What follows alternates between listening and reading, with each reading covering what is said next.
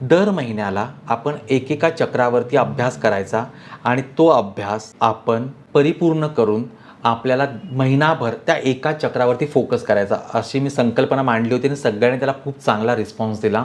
यासाठी आपण दिनांक 23 ऑगस्ट 2025ला मूलाधार स्थितोसी नित्यम हे 1 दिवसाचं सेशन आपण आणतो आहे.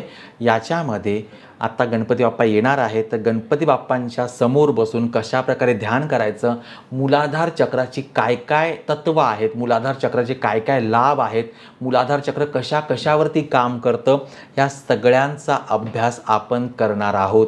पुढे महिनाभर तुम्ही त्या एकाच चक्राचा अभ्यास करा. मग आपण पुढच्या महिन्यामध्ये स्वाधिष्ठान चक्र घेऊन असे 7 चक्र आपल्याला पूर्ण करायची आहेत.